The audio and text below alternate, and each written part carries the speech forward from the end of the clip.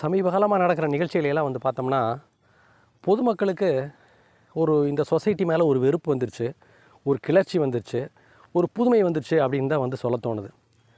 எதை வச்சு நான் இதை சொல்கிறேன் அப்படின்னா, சமீபத்தில் உக்கடம் கோயம்புத்தூர் உக்கடம் பஸ் நிலையத்தில் ஒரு ஆட்டோ டிரைவர் வாடகை பேசக்கூடிய ஏதோ ஒரு சின்ன தகராறில், ஃபுல் டீட்டெயில் என்னன்னு தெரில, அந்த தகராறில் ஒரு முதியவரையும் ஒரு வயசான அம்மாவையும் வந்து தாக்குறார்.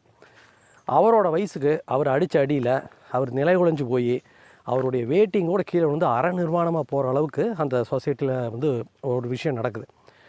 இதில் இன்னொரு விஷயம் என்ன அப்படின்னா, சுற்றியில் நிற்கிறவங்க எல்லாருமே வேடிக்கை பார்த்துருக்குறாங்க, கை கட்டி நின்று வேடிக்கை பார்க்குறவங்களும் இருக்கிறாங்க, இதை வேடிக்கை பார்த்துட்ருக்கிற மற்ற ஆட்டோ டிரைவர்களும் இருக்கிறாங்க. ஸோ சொசைட்டி இப்படி தான் மூவ் ஆகிட்டுருக்குது. இது ஒரு விஷயம். இன்னொரு விஷயம், அதுக்கு அடுத்த ஒரு நிகழ்வு என்ன அப்படின்னா, இதே கோயம்புத்தூர் சிட்டியினுடைய அவனாசி சாலையில் ஆப்போசிட் டைரெக்ஷனில் தாறுமாறாக ஓட்டிகிட்டு வந்த ஒரு காரை மக்கள் எல்லாம் சேர்ந்து அடித்து கண்ணாடியெல்லாம் உடச்சி உள்ளே இருக்கிற ஆளை வெளியே எடுத்து பார்க்குறாங்க. ஒரு 30 வயசு மதிக்கத்தக்க ஒரு இளைஞர் ஒருத்தர் நிற்கிறார். எப்படி நிற்கிறாரு? அவர் உடச்ச அந்த கார் மேலே, கார் உடஞ்சி போச்சுன்னு கொஞ்சம் கூட ஒரு மனசில் ஒரு வருத்தமோ இதுவோ ஒன்றுமே இல்லாமல் அவர் மேலே ஏறி நின்றுட்டு ஒரு முண்டாஸ் பனியனை போட்டுட்டு ஒரு லுங்கியை கட்டிட்டு அப்படி போஸ் கொடுக்குறார். சினிமா ஹீரோ மாதிரி போஸ் கொடுக்குறார். அவர் வந்து மது போதையில் இருக்கிறாரா இல்லை வேறு ஏதாவது ட்ரக் இன்ஃப்ளூயன்ஸில் இருக்கிறாரா அப்படின்னு தெரியல. ஸோ இது பொதுமக்கள் வந்து தர்ம அடி கொடுக்குறதெல்லாம் வந்து தப்பு இல்லை, தப்பு பண்ணுறாங்க, தர்ம அடி கொடுக்குறாங்க. ஆனால் போலீஸ் தரப்பு என்ன சொல்லும் அப்படின்னா, சட்டத்தை நீங்கள் கையில் எடுக்கக்கூடாது அப்படின்னு ஒரு அழகான ஒரு வாசகத்தில் சொல்லிடும். அந்த இடத்துல போலீஸ் இல்லை, அதனால் அவங்க அடித்து போட்டாங்க.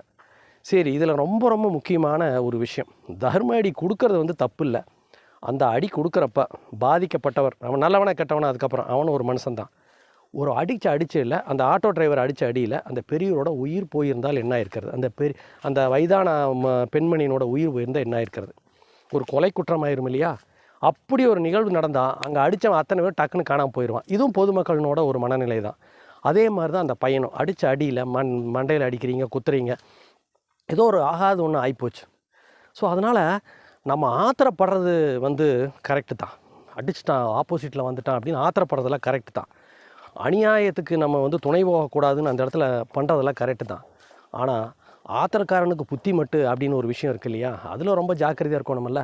அடிச்சு கடிச்சு உயிர் போயிட்டா அவங்களுக்கும் ஒரு குடும்ப குழந்தை இருக்குது, நல்லவனோ கெட்டவனோ ரவுடியோ என்னமோ ஒருத்தன், அவனுக்கும் குடும்ப குழந்தை இருக்குது. இவன் பண்ணுற கூத்தெல்லாம் வந்து குடும்பத்துக்கு தெரியாமல் போகும். அதனால் ரொம்ப ரொம்ப ஜாக்கிரதையாக இருக்கணும். தண்டனை கொடுக்குறேங்கிற பேரில் நம்மளே வந்து ஒரு குற்றவாளி ஆகிடக்கூடாது. அடி கொடுக்கறது உண்மை தான், ஆனால் அடி கொடுக்கறதுல நம்ம தவறாக போயிடக்கூடாது. சட்டத்தை வந்து நம்ம கையில் எடுக்கிறது தப்பு தான்.